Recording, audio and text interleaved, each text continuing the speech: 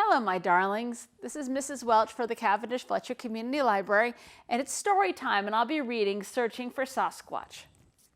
I really like this book, especially right now.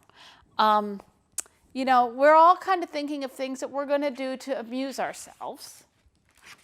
And wouldn't it be fun on a day where it's nice and you're with your family to go out and search for Sasquatch? So, this is written by Nathaniel Lockenmeyer, and it's read with permission from Sasquatch Books. Author's note: Sasquatch is a Native American word that means wild man. Most people who have seen Sasquatch agree that it's very large and looks a little bit like a person and a little bit like a gorilla. Not many people have seen Sasquatch. Not enough people have seen it for everyone to agree that it really exists. Some people think that Sasquatch lives deep in the woods and hides from people.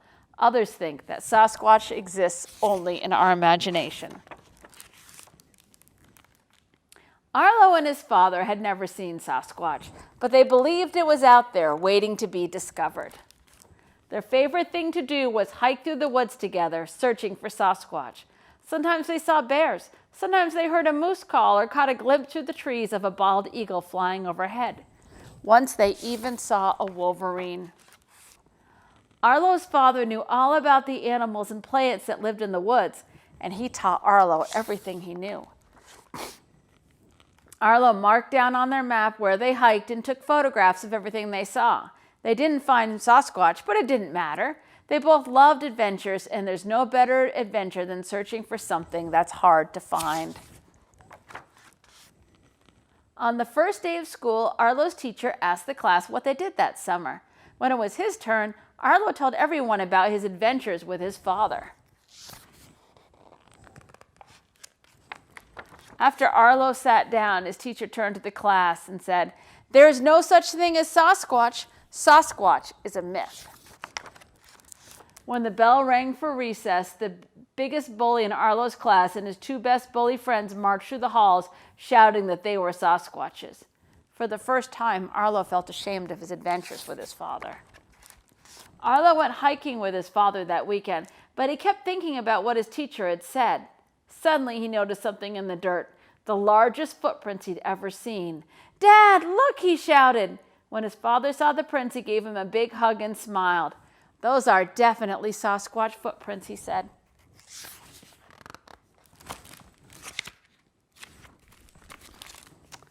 Arlo took photographs of the footprints from every possible angle. He couldn't wait to tell everyone at school what they'd found. This was a major scientific discovery. The next morning, Arlo told the class about his discovery. The bully pulled two Sasquatch-sized wooden feet out of his knapsack and asked, "Did the footprints look like this?"